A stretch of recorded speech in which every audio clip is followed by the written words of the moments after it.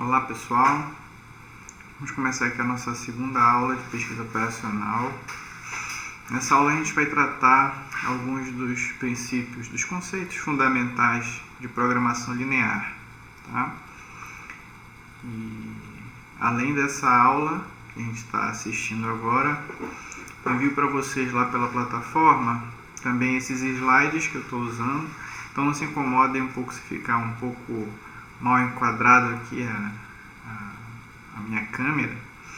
Vocês vão poder acompanhar os slides lá na plataforma. Também os problemas que a gente vai utilizar também estarão na plataforma, tudo bem? Vocês podem acompanhar por lá, ok? Então vamos seguir, tá? Então vamos ver alguns conceitos básicos de programação linear. Falamos um pouco na última aula e agora então a gente continua, né? Já falamos desse termo, otimização. O que é um problema de otimização? O problema de otimização é um problema no qual o decisor buscará otimizar, que quer dizer maximizar ou minimizar uma dada variável. Exemplo, custo ou lucro considerando as restrições existentes. Então a gente usa muito esse termo no dia a dia, na maioria das vezes de forma equivocada, né? Qualquer melhoria que a gente faz em alguma coisa dentro do ambiente organizacional, a gente pensa que a gente está otimizando aquele trabalho. Isso não é verdade. Às vezes a gente está aumentando um pouco a eficiência do serviço, a gente está melhorando o serviço, mas não necessariamente a gente está otimizando o serviço, né? O serviço a gente otimiza quando a gente faz o melhor possível com o recurso que está disponível, tá? Falamos na última aula também, né, sobre o que é um modelo, né? Inclusive lá no nosso exercício tinha uma das questões que falava um pouco sobre isso. Eu vou postar, ou pode já estar na plataforma, um vídeo falando sobre a atividade da primeira semana. Tá? O modelo é a representação, nesse caso matemática, de uma situação real. Se é uma representação simplificada da realidade, né? Então aqui a gente usou aquela mesma fórmula que usamos na aula passada, que o custo, né, da banana e da laranja, o custo dessa compra vai ser 10 vezes a quantidade de banana que comprar, mais 5 vezes a quantidade de laranja que eu vou comprar, né? Só para dar um exemplo, é a forma do que eu modelo o meu custo de comprar as frutas. Variáveis de decisão são as variáveis do modelo que podem ser escolhidas e alteradas pelo decisor, né? Então, se a gente estiver falando do nosso exemplo das frutas, eu posso decidir, né, quanto que eu compro de banana, eu posso decidir quanto que eu compro de laranja, mas eu não posso decidir qual será o preço da banana, qual será o preço da laranja, e também não posso decidir qual será o custo total. Eu posso ter uma limitação ou uma restrição que me diga, meu custo total não pode ser mais do que R$50, porque o máximo que eu tenho para gastar é R$50. Então eu não tenho como exatamente dizer qual será o custo, e sim qual é o custo máximo que eu vou poder cobrir, né, naquela minha compra. Então, só para ficar bem claro, as variáveis de decisão de um problema é a única coisa que o decisor pode alterar. Parâmetros, né? Além das variáveis de decisão, você tem outros parâmetros. Então, são quantidades presentes no modelo que não podem ser escolhidas e alteradas pelo decisor, né? Acabei de falar, no exemplo da banana, o preço eu não posso escolher, né? A partir do momento eu posso escolher o local que eu vou comprar e aquele local vai ter um preço que é associado ao mercado que eu vou comprar, à feira que eu vou comprar, mas lá dentro da feira mesmo eu não posso escolher o preço. Função objetivo é a função que expressa o principal objetivo do decisor e pode ser normalmente de maximização ou minimização, né? Por exemplo, se eu estou falando de comprar alguma coisa, então eu vou ter um custo, eu posso querer ter o mínimo de custo possível. Imagine, por exemplo, que eu procuro um alimento com um bom valor nutricional, né? Mas eu quero gastar o mínimo possível com isso. Então eu posso montar um modelo para minimizar o custo, de modo que eu consuma lá as vitaminas, as calorias que eu preciso, tá? Então aqui tem um exemplo, né? No caso das frutas, seria minimizar o custo das frutas. Restrições. Uma restrição é a representação matemática das variáveis de decisão em relação a um produto escasso. Costuma ser representado por inequações, certas vezes por equações. Vamos deixar isso bem mais claro. As restrições são todas as limitações que aparecerem no meu problema. Então, por exemplo, falando no problema do mercado, eu posso ter uma limitação do quanto que eu posso carregar, né, na minha sacola. Eu posso ter uma limitação de quanto que eu posso comprar por causa do dinheiro, né? Enfim, eu posso ter limitações mínimas também, quer dizer, eu preciso de uma quantidade nutricional mínima, isso também pode ser representado como uma restrição, e assim por diante, né? Quando a gente estiver resolvendo os problemas, a gente vai ter uma noção melhor do que pode ser representado como restrição. O que é uma solução viável de um problema? Quaisquer conjuntos de valores para as variáveis de decisão que atendam às restrições do problema, tá? Então, qualquer resultado eficaz para um problema, né, que atenda aquele problema, ele representa uma solução viável, tá? É mais fácil explicar quando a gente passa para o próximo slide aqui, o próximo conceito, que é de uma solução inviável. Quaisquer conjuntos de valores para as variáveis de decisão que não atendam às restrições do problema. Ou seja, se eu tenho R$50 para comprar frutas, banana e laranja, e aí eu faço uma seleção de quantidade de banana, uma seleção de quantidade de laranja, que quando eu vou somar, ultrapassa os R$50 que eu tenho para pagar. Então isso é uma solução inviável, não adianta eu contar com essa solução, porque essa solução eu não vou poder fazer, tá? A gente sempre tem que lembrar que a programação linear, ela vai, né, quando a gente cria um modelo, esse modelo é um modelo simplificado. Nesse modelo, a gente não está prevendo que você pode pedir mais dinheiro para alguém, pode fazer um financiamento. Não é essa a ideia, né? Se a gente tentar pensar em todas as possibilidades, a gente não consegue elaborar e implementar o modelo, tá? É claro que a gente pode tornar o nosso modelo mais semelhante à realidade, né, conforme a gente conhece melhor o nosso contexto, mas a gente sempre tem que lembrar que isso tem que ser uma simplificação da realidade. Senão, a gente não tem como elaborar um modelo matemático, né, e nem achar uma solução para os problemas. A solução ótima, quer dizer, é um conjunto de valores para as variáveis de decisão que atende às restrições do problema, ou seja, é uma solução viável, mas além disso, ele vai otimizar, né, que vai maximizar ou minimizar, dependendo de qual é o meu objetivo, aquela função objetivo. Então, por exemplo, se eu tenho o objetivo de ter o máximo lucro possível, né, e tenho que escolher dentro do que eu vou produzir, né, eu vou fazer essa escolha de modo que eu consuma o máximo possível dos meus recursos para que eu possa ter o máximo de lucro possível, né? Nesse caso, uma coisa é de se observar.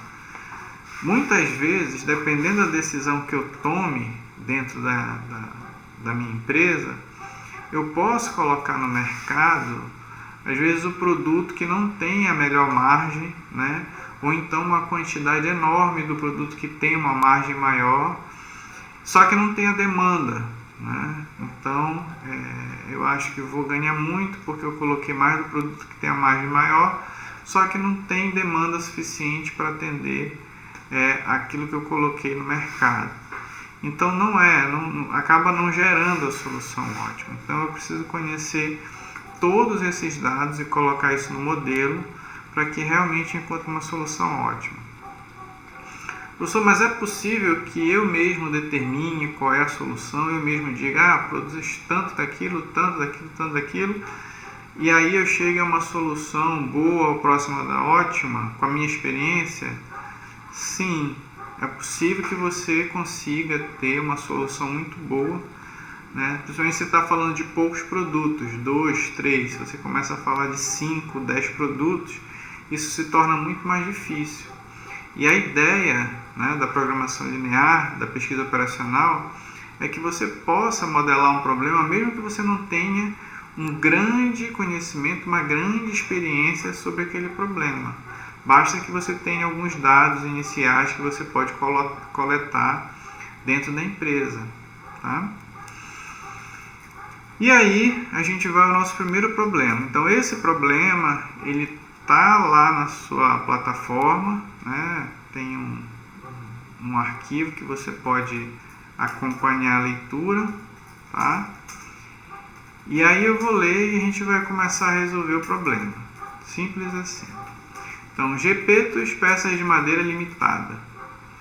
Gepetos produz 2 tipos de brinquedos de madeira, soldados e trens.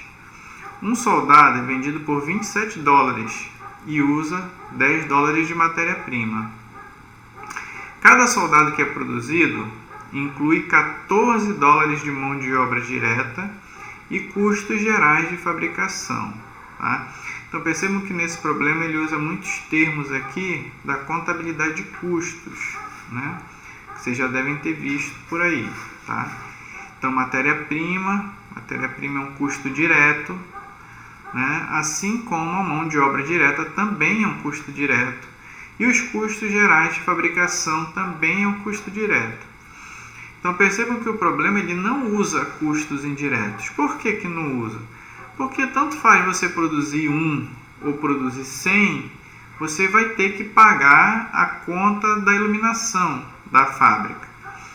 Então isso não faz diferença para o modelo, tá? Se você colocar no modelo, não vai acabar ajudando em nada sobre quanto você tem que produzir de cada coisa, tá? Continuando aqui, cada trem produzido é vendido por $21 e usa $9 de matéria-prima. Cada trem inclui também $10 de mão de obra direta e custos gerais de fabricação. A produção de trens e soldados requerem 2 tipos de trabalho direto: carpintaria e acabamento. Qual seria o trabalho que não é direto? Por exemplo, se fosse supervisão. Supervisão é um trabalho que não é considerado trabalho direto. Mas esse problema ele não coloca nenhum custo de trabalho indireto. Um soldado requer 1 hora de carpintaria e 2 horas de acabamento. Um trem requer 1 hora de carpintaria e 1 hora de acabamento. O Gepeto pode ter quanto material for necessário. Então, ele tem lá um monte de madeira disponível, mas pode dispor de apenas 100 horas de trabalho de acabamento e 80 horas de trabalho de carpintaria. Como assim? Vamos supor que o trabalho de carpintaria é um trabalho mais exaustivo, então ele consegue trabalhar menos horas de carpintaria do que ele consegue trabalhar em acabamento. A demanda por trens é ilimitada, tá? É claro que quando a gente coloca isso no modelo, a gente não está querendo dizer que se Gepeto conseguir fazer 1 milhão de trens, ele vai conseguir vender os trens. Mas a questão é que dentro daquelas possibilidades de trabalho de Gepeto, quanto ele conseguir produzir de trem, vende. Tá? Então, se ele quiser produzir só trem, ele vai vender tudo. Mas no máximo 40 soldados são comprados a cada semana. Gepeto quer maximizar o seu lucro semanal, né? Só dei uma lembrança aqui, já que a gente ainda está esquentando, que lucro são as receitas menos os custos. Formule um modelo matemático que represente a situação das Gepetos e que possa ser utilizado para maximizar seus lucros. Então vamos à solução do problema. Dados do problema. O Gepeto produz dois tipos de produtos, né? Vocês lembram aqui do Gepeto, né? O Gepeto o Gepeto é o pai do Pinóquio. Isso. Olha aqui os produtos. Então, o soldado de madeira e o trem de madeira. Olha aqui os dados. Eu já separei os dados para a gente, tá? Então, o soldado eu represento por X1, o produto X1, e o trem, o produto X2. Já separei que o preço do soldado é 27 dólares e o preço do trem é 21 dólares. Tá? O custo de matéria-prima é 10 dólares para o soldado e 9 dólares para o trem. O custo de mão de obra e custos gerais de fabricação é 14 dólares para o soldado e 10 dólares para o trem. O tempo de carpintaria necessário para fazer o soldado é de 1 hora e o tempo de acabamento necessário para fazer o soldado são de 2 horas. O tempo de carpintaria para fazer o trem é 1 hora e o tempo de acabamento para fazer o trem é de 1 hora também, tá? É sempre importante que a gente consiga observar e separar esses dados, tá? Não necessariamente você precisa fazer uma tabela, né? Mas, assim como a gente fazia aqueles problemas de física lá do ensino médio, é interessante que a gente consiga sempre separar os dados antes de resolver o problema. É claro que se você estiver num contexto real, você vai ter que fazer essa leitura a partir do contexto. Não vai ter um texto lá para você retirar os dados. Então, quanto mais experiência você tiver, você vai começar a olhar e você mesmo vai investigar quais são os custos, quais são os trabalhos que estão envolvidos, quais são as limitações, né? E por aí vai. Bom, aqui a gente tem qual é o custo total, né, de um soldado. É a soma do custo de matéria-prima, que é 10 dólares, mais o custo de mão de obra e custos gerais de fabricação, que são 14 dólares. Então, 10 mais 14, 24 dólares. Né? E o trem, 9 dólares de custo de matéria-prima, mais 10 dólares de mão de obra e custos gerais de fabricação. Bom, falamos lá na frente que o lucro unitário é a receita, né? Como a gente está falando de lucro unitário, né? Então a receita é o próprio preço, né, que é vendido. A gente não falou de imposto, não falou nada disso. Então é o preço menos os custos. Então tá aí, você tem que o lucro unitário do soldado é 27 dólares menos 24 dólares de custo, que vai ser 3 dólares de lucro unitário. Bom, aqui no trem você tem uma receita de 21 dólares menos um custo total de 19 dólares. Então você vai ter 2 dólares de lucro unitário. Tá bem? Eu posso tentar fazer essa continha logo direto no modelo, né? Mas eu acredito que fica um pouco mais complicado, né? Então é melhor que você tente calcular isso antes, para depois, quando for fazer o modelo se torne mais simples. No problema também me deu algumas limitações, que foram, por exemplo, o tempo máximo disponível para carpintaria, que o Gepeto tem, que é 80 horas, o tempo máximo disponível para acabamento, que é de 100 horas, E ainda falou da demanda máxima por soldados, que é 40 unidades, né? Quando ele falou que a demanda para trens é ilimitada, isso não é restrição, muito pelo contrário, né? Ele tornou o problema, pelo menos nesse aspecto, tornou o problema irrestrito. Então vamos lá, modelagem. Como é que fica esse negócio? Primeiro, lembrando, o que eu posso decidir sobre esse problema? Tá? Eu posso decidir a matéria-prima? Não, a matéria-prima eu já sei quanto é que tem lá, assim como eu sei quantas horas eu tenho disponível, então nada disso são variáveis de decisão. O que eu posso decidir é quanto que eu vou produzir de soldados e quanto que eu vou produzir de trens. Aí sim, tá? Então, quais são as variáveis de decisão, né? Então, x1 é o número de soldados a produzir e o x2 é o número de trens a produzir. Qual é o meu objetivo nesse problema? O que o GPTO quer, na verdade, né? Ele quer maximizar o lucro total. Agora, lembra quem era o lucro total? Então, o lucro total era representado por 3x1 mais 2x2. Por quê? Porque é 3 que é o lucro unitário para cada x1 vendido, por isso que eu vou multiplicar 3 vezes x1 mais 2 vezes x2. 2 é o lucro unitário para cada trem vendido, tá? Então eu quero maximizar Z. Por que Z e não L? Porque na formalidade da programação linear, normalmente a função objetiva a gente chama da letra Z. Não sei exatamente por que é o Z. Deve ter algum significado lá na origem, mas que eu desconheço. Vou investigar. Continuando, quais são as minhas limitações? Eu tenho uma limitação de tempo na carpintaria, que é de 80 horas. Então, eu preciso de 1 hora para fazer cada unidade de soldado e preciso de 1 hora para fazer cada unidade de trem. Então, 1 vezes x1 mais 1 vezes x2 tem que ser menor ou igual a 80.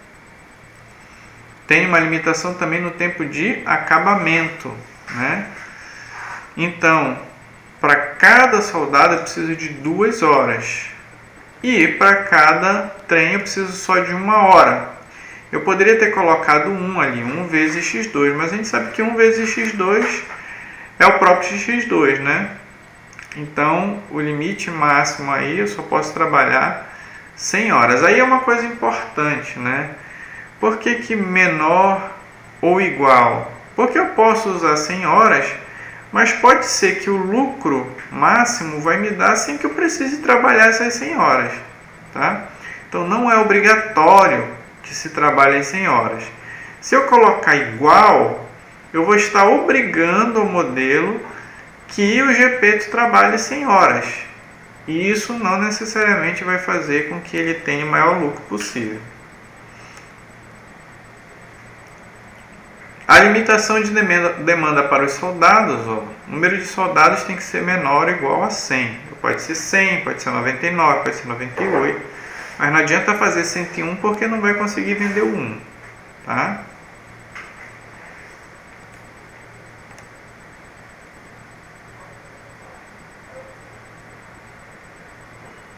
Fazendo uma errata aqui, agora eu coloquei o modelo todo aqui nessa página.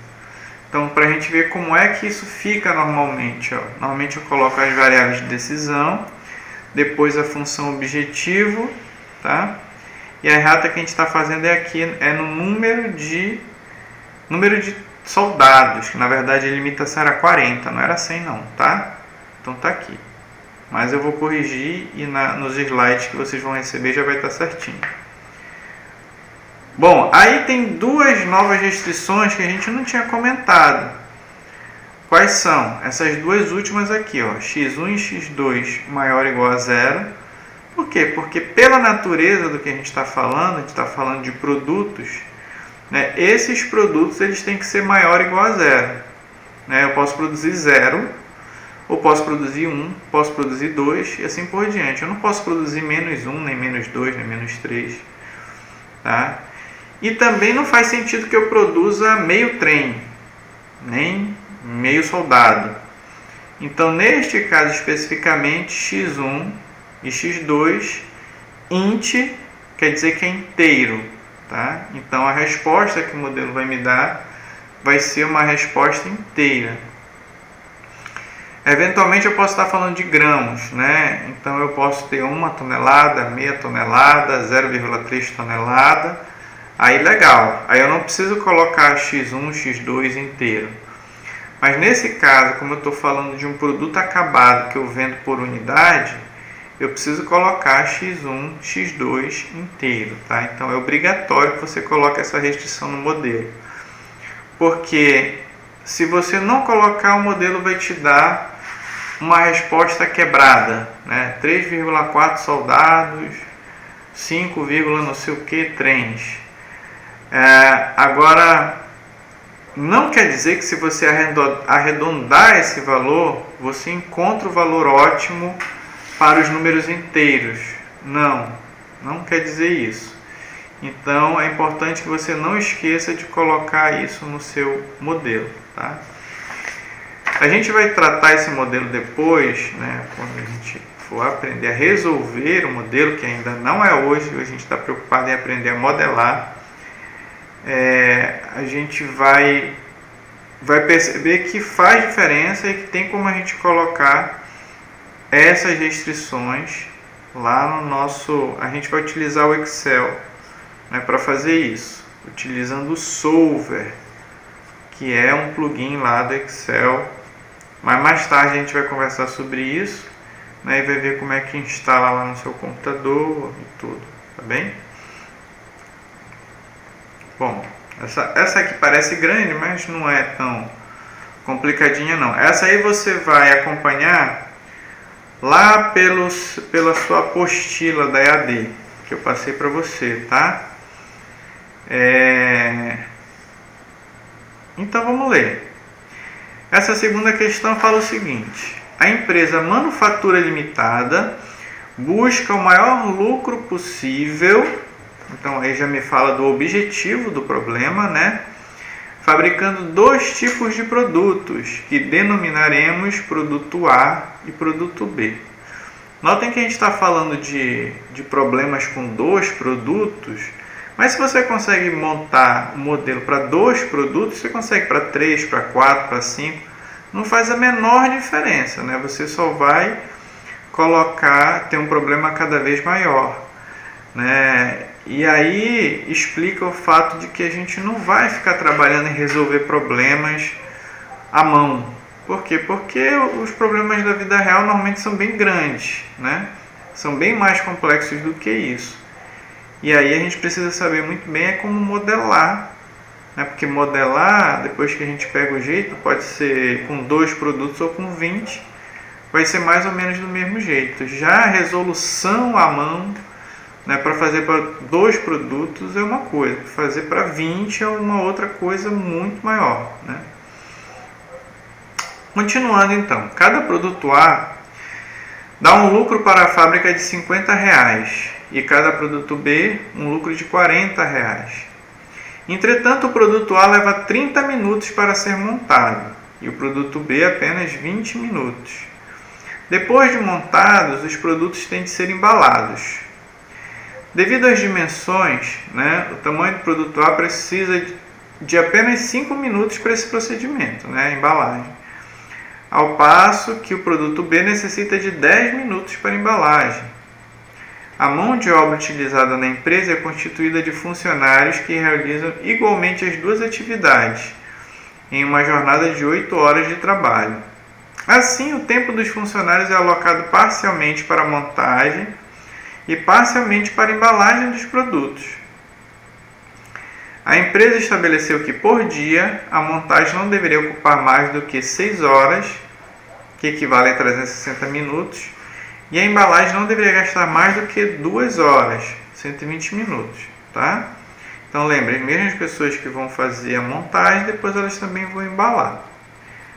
Outra restrição, então ele já está falando que é uma restrição, não tem como confundir, né?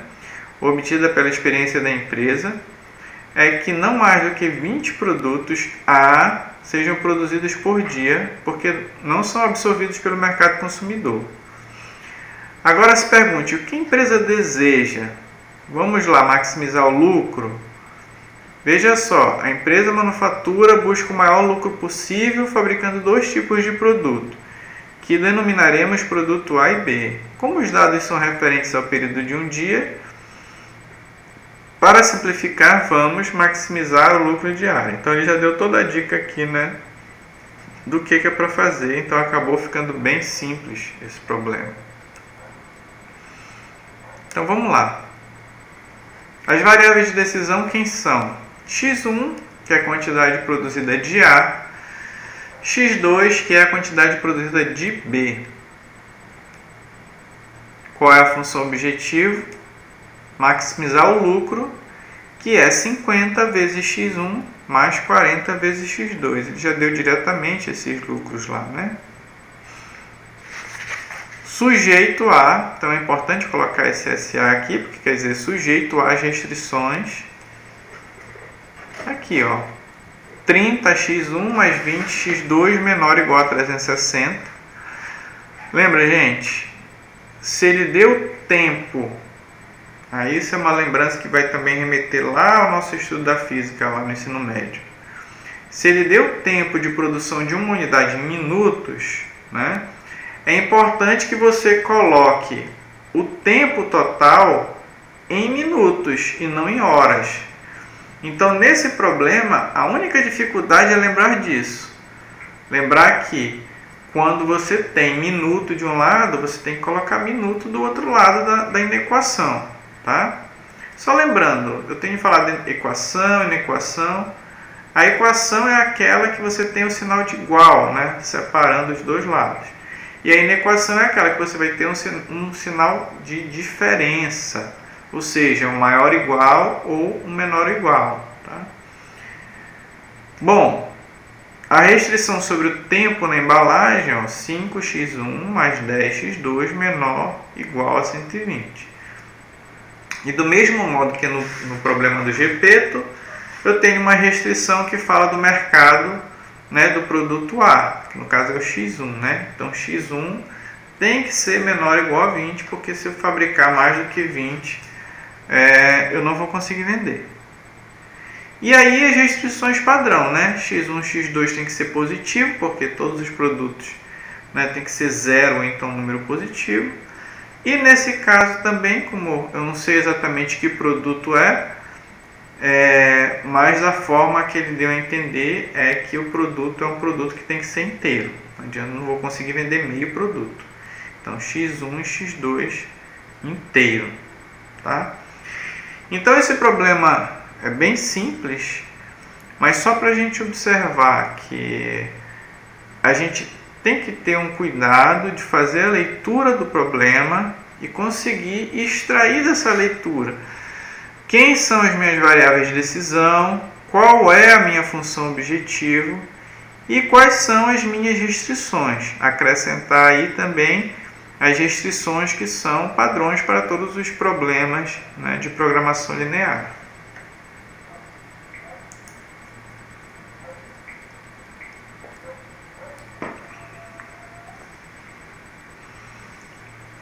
Vamos ao nosso terceiro e último problema de hoje. Lembrando que a gente vai ter um outro vídeo que vai falar das atividades da semana passada, tá bem? Uma fábrica dispõe de 300 horas de máquina, 350 horas de mão de obra e 400 kg de matéria-prima para fabricar 2 produtos. Então, essa primeira linha, se vocês estão atentos, elas já apresentam 3 restrições. Porque se eu preciso de 400 horas de máquina, eu não vou ter. Se eu preciso de 500 horas de mão de obra, eu não vou ter. Se eu preciso de 600 kg de produto, eu também não vou ter. Matéria-prima, eu não vou ter. Tá? Então, tudo isso são restrições ao meu sistema. Cada unidade do produto P1, que eu também não sei que produto é, consome 1 hora de máquina, 2 horas de mão de obra e 2 kg de matéria-prima. E cada unidade do produto P2 consome 2 horas de máquina, 1 hora de mão de obra e 3 kg de matéria-prima. O lucro unitário de P1 é estimado em $5, enquanto o lucro de P2 é $12. Além disto, por razões trabalhistas, a mão de obra alocada na produção de P2 não pode ser superior a mais da metade da mão de obra utilizada na produção dos dois produtos em conjunto. Parece um negócio complicado aí, mas na verdade só está querendo dizer o seguinte, que você não pode passar mais da metade do tempo trabalhando em P2, tá? Então, pode trabalhar menos do que 50% do tempo, pode, mas não pode mais do que 50% do tempo, tá bem? Formule um modelo de programação linear que possa ser utilizado para maximizar os seus lucros. No geral, esse problema aqui é como os outros. Então, por exemplo, a fábrica produz 2 tipos de produto. Então, vamos supor que são 2 cadeiras quaisquer. Tá? Então, P1 é o X1, o P2 o X2. O lucro unitário de P1 é $5, o lucro unitário de P2 é $12. Nota que aí não tem custo, nada, receita. Aí já não está trabalhando com isso, já são valores calculados. O tempo de máquina necessário para P1 é 1 hora, para P2 é 2 horas. O tempo de mão de obra para P1 é 2 horas, para P2 é 1 hora. O consumo de matéria-prima para P1 é 2 kg e para P2 é 3 kg. As limitações apresentadas foram o tempo máximo disponível de máquina 300 horas, o tempo máximo disponível para mão de obra 350 horas, a quantidade disponível de matéria-prima é 400 kg de matéria-prima. E a última restrição é aquela última frase, né, que a mão de obra gasta em P2 não pode ser superior a mais da metade que na fabricação dos dois produtos. Tá?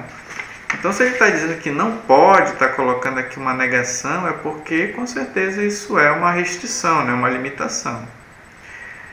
Ok, já separamos tudo, agora a gente tem que transformar isso em matemática, transformar num modelo matemático. O que eu posso decidir aqui? Quanto produzir de P1 e quanto produzir de P2. Quais são as variáveis de decisão? O número de produtos P1 a produzir e o número de produtos P2 a produzir. E o meu objetivo, maximizar o lucro total. Aqui, ó, o lucro unitário é 5 para P1 e 12 para P2. Por isso que ficou aqui, maximizar Z é igual a 5x1 mais 12x2. Quais são as minhas limitações? Então, eu coloquei aqui primeiro as 3 básicas, ó, limitação de tempo na máquina. Então, 1 vezes x1 mais 2 vezes x2. Lembra que esse 1 aqui é opcional, eu não preciso colocar o 1, né? Porque 1 vezes qualquer número é ele mesmo. 2x1 mais 1x2 menor ou igual a 350 é a minha limitação de tempo de mão de obra. E a limitação de quantidade de matéria-prima vai ser 2x1 mais 3x2 menor ou igual a 400. Né? É importante que você assista essa aula acompanhando no seu papel, tá? O problema, vai anotando, vai parando, para você poder perceber de onde que está vindo cada um desses valores. Então, esses valores estão vindo todos dessa tabela, tá? Percebe aqui, ó, 1, 2, 2, 2, 1, 3. A mesma coisa, né, vai ser nas minhas restrições. 1, 2, 2, 2, 1, 3. Ok? Mas não são só essas as limitações. Eu preciso ter mais uma restrição. Né? Olha, a mão de obra em P2 não pode ser superior a mais da metade que na fabricação dos dois produtos. Então, a dificuldade do problema praticamente está nessa restrição, né? Só pela nossa falta de jeito, né? Falta de prática. Mas o que ele está dizendo é isso, ó, que cada x2 não pode ser mais, tem que ser menor que a metade do tempo total gasto. Qual é o tempo total gasto de mão de obra? 2 vezes x1, porque cada produto x1 leva 2 horas de mão de obra, mais x2, porque cada x2 leva 1 hora de mão de obra, tá? Só que nas nossas inequações de programação linear, todo mundo, todas as variáveis, elas precisam ficar do lado esquerdo da inequação. Então a gente precisa saber passar isso para o outro lado. Se eu tenho aqui uma fração, 1 dividido por 2, eu posso levar esse 2 para o outro lado multiplicando. Então eu vou ficar 2x2 menor ou igual a 2x1 mais x2. Mas ainda não posso ter essas variáveis do lado esquerdo. Então eu tenho que passar para o lado direito. Desculpa, do lado direito eu tenho que passar para o lado esquerdo. Então eu ficaria menos 2x1 menos x2, tá positivo, eu passo para o outro lado negativo, mais 2x2 menor ou igual a zero. E por fim, fazendo essa operação aqui do x2, menos 2x1 mais x2 menor ou igual a zero. Essa se tornou a minha quarta restrição. Montando o modelo completo, tenho as minhas variáveis de decisão, tenho a minha função objetivo, sujeito a, não esquecer do SA ali, que é uma formalidade importante. Tenho aí todas as restrições que eu formei. E mais as 2 restrições padrão. Essa restrição que diz que x1 e x2 maior ou igual a zero, a gente chama de restrição de não negatividade. Então, a partir de agora, sempre que eu me referir a ela, eu vou chamar de restrição de não negatividade e você já vai saber o que é, tá legal? Então, a última restrição implica que x1 e x2 são inteiros, supondo que esses produtos aí também são produtos que você não pode vender a fração. Então, gente, obrigado por terem acompanhado até aqui. Tchau, até logo.